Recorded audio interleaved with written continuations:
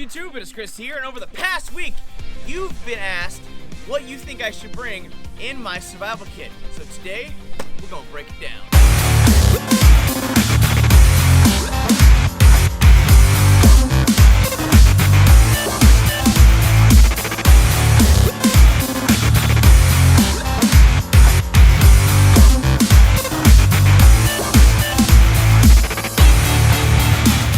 That we're going to be using is the Kifaru Muskeg, and if you want to get more information on that, there will be linked down in the video description to kifaru.net.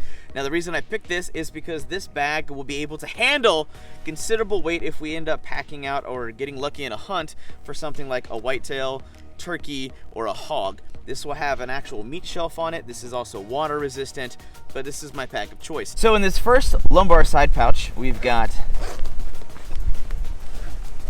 my rain jacket. This is size XL. This came from Uncharted Supply. It is an insulated jacket where you can stuff things like newspaper, leaves, grass, whatever you need to insulate yourself, but it's actually waterproof. So it lets me have an ultralight jacket for a windbreaker and insulation if I need it.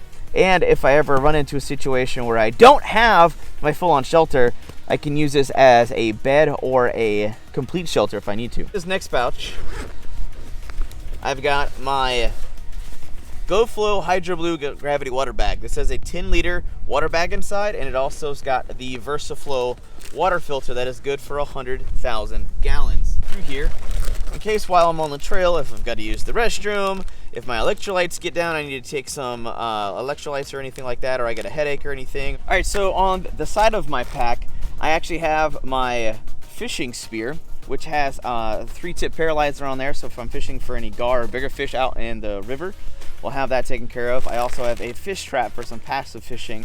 Crawfish and crawdads, we've got that covered. So on the other side of my pack, I have the 16-inch machete by Fiddleback Forge. It's made of 1075 high carbon steel and natural micarta with a nice bovine leather sheath. And then I have the Holtzbrook Kisa. I want a full-size axe, so if I decide to build a full-on shelter or any of the bigger projects I need, I can process a lot of wood very effectively with that tool. So all in all, that just about does it for the outside of my kit. So let's go ahead and dive inside and show you the meat and potatoes. You take all the meat and potatoes out, this is what it looks like. I know it looks like a lot of crap. You gotta think, this is long term for 30 days. 30 days, I have to live out there. This is not a weekend warrior moment. This is not 7 days, this is 30. I gotta live out there. I gotta eat, sleep, breathe, and love it, kitchen, all that crap. So, break it down. So starting from the front to the back, we've got a sample of what I'm gonna be bringing as far as food and calories. I know I've preached that you actually don't need food for 21 days. However, when I spent my first 5-day stint out in the wilderness, I learned a very, very valuable lesson. It took me about 12 hours to get to the point where I felt like I was gonna pass out because I had so many electrolytes, so much water, so much salt drained from my body, being out in the elements, completely exposed, just busting my absolute ass for 5 days. Having some form of food and water is going to be essential. You don't have to bring this much. You can bring whatever is, much as little as you want. But remember, even the guys who go out on alone, bring a bag of rice and beans. So we've got my shower kit. Yes, I am taking a damn shower while I'm outside. I don't care what you say. I've got a microfiber towel, I have some camp soap sheets, some shampoo that's biodegradable, and an actual laundry line so I can actually try to wash my clothes while I'm out there because I'm not gonna have a full garment and a dresser and a walk-in closet. Next, we've got the 10-liter pocket shower by Sea to Summit. This will give me a nice 7-minute shower with 10 liters of water. Not gonna be hot, but water is water. Then we've got the On the Move Kit Light by Survival Medical. This is going to be my medical and trauma kit inside of my bag. However, because we're filming and I have multiple people, for safety reasons, you're gonna see camera equipment. You're gonna see a tote at the campsite. There's gonna be a big tote at the campsite, and that's gonna have my tripods, batteries to keep the camera equipment going, extra mics. We're gonna have like lens cleaning equipment because we're gonna be exposed on the elements the whole time, and we're gonna have a much larger trauma kit for any super serious emergencies like burns or whatever, to try to treat some injuries before we make it to somewhere like a hospital, because if we gotta break into that kit, pretty much it's over. We've got my 4-quart pot. This is actually from GSI. It has a little pot grabber inside that's gonna be inside that roll when we break into that. But a 4-quart pot I figured would be big enough to cook soup for 1 to 3 days for me and Zach while we're out there. And if you haven't seen the Kickstarter video, definitely go up and check the link in the video description so you can actually get a breakdown of what we're doing and why we're doing it. Up, we've got my specs because we are going to be hunting, fishing, trapping, all that good stuff. I've got my Athlon optics. These are 10x42s. These are the Kronos. These are super, super high definition lenses because when you're glassing and scouting out there looking for deer, turkey, hogs, things like that, you definitely want to make sure you have the best lenses possible. And for me, for the money, for these being only 400 bucks, considering they compete with the razors from Vortex at $1,000, these definitely have my vote. Well, while I'm foraging and hunting and fishing and doing all that stuff, I can't bring this entire thing with me all the time. I'm gonna be 2, 3, 4, 5 miles away from the camp at times, trying to provide things like food, water, and different types of foraging. So I decided to bring a small little kit. This is the Lexicon Tex. This is a canteen carrier. I have the heavy cover titanium spoon. This will give me some pouches to put things like fire tinder and other things like that. But I've got the heavy cover titanium canteen set. I've got the cup and a stove in here, but this titanium canteen is freaking awesome, corrosion resistant, but it's really, really, really lightweight. So next we have my shelter system. I have the Go Outfitters Go Camping Hammock. If you guys have been regulars on the channel, you've seen my overnight videos. If you haven't, there's an entire playlist, so go check that out. But this is my Go Camping Hammock. I like it because it's got a bug net, built-in ridge line, and I can set this up in about 60 seconds. Then we have the Apex Camping Shelter Tarp. This thing is massive. It is literally 9 by 12. It's a huge tarp, so I can actually get plenty of wind and rain and protection from the elements out there. But even though it's only going to be about 70 degrees, yeah, only 70 here in South Texas, when you go to sleep at night and the sun's off you, that wind's blowing through your tent, it gets really, really cold. So I have the ultralight underquilt from Outdoor Vitals. This is absolutely amazing. It's actually rated for 20 degrees. And we have a top quilt so I can be all cozy at night and love my life while I'm stinky. This is the Storm Loft, which is rated for 30 degrees. Because we already have the 20 degrees protection, I'm good to go. But, you know, I need just a little bit of a creature comfort, so I do have my little pillow. This is a blow-up pillow. It's from Outdoor Vitals. It's actually really, really soft. It has that nice felty soft touch material inside. It's really freaking awesome. So what I would call the heart of my kit, this is the bug out roll. This is like a Gen 3 for you guys who've been following my channel for about a year. We've actually been using the bug out roll for a very, very long time. So all in all, this is my bug out roll, and you see it's huge. It's super freaking long. So I had to actually break this section by section. This is the main panel. Now, right up in here, these are actual toilet paper tablet holsters. Each one holds 8 toilet paper tablets. These are biodegradable, so I can wipe my bum and my nasty bits while I'm out there. As we go through, I've got some bandanas and some towels for while I'm out working out in the field. This is the UST Navigation and Survival bandana. I just have it because it'll give me something to read while I'm out there. I got the Enric camp towel.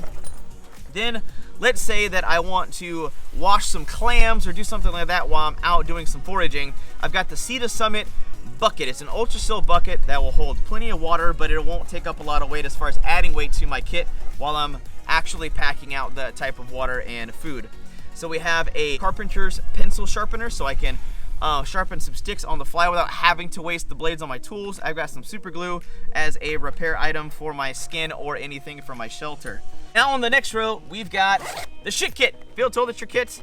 I only got a few of them because I've got more in the side pouch if I'm on the fly. We got the park pack. I have some spare ferro rods for my fire steel if I need them, and I've got 2 epic wipes if I need to take a field shower when I'm going to be doing any hiking or foraging during the day, in the middle of the day, to keep my funky bits clean when I'm not actually taking a real field shower. I've got the through night headlamp.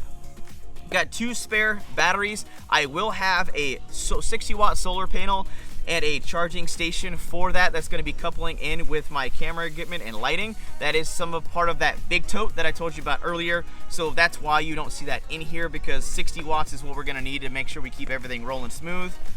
Then I have 3 permanently recharger tube lights. These are glow sticks that are forever rechargeable. You let them charge out in the sun for a few minutes and you're good to go. Now as we move through, we've got some clothes and some repair tools.